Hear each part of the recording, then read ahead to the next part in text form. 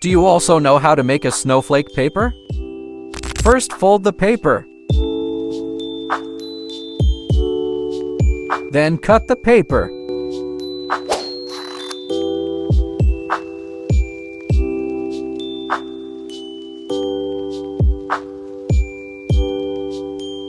Now follow these steps.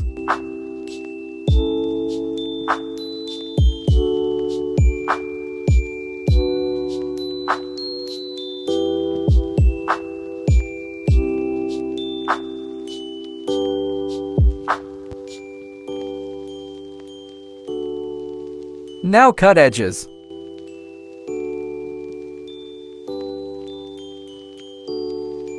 Now draw pattern lines.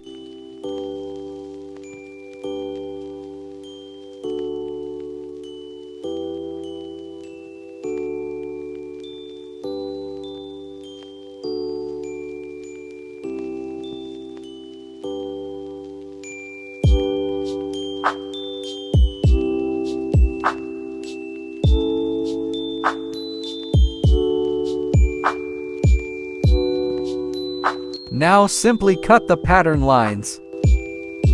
Pattern lines are cut. Now simply open this.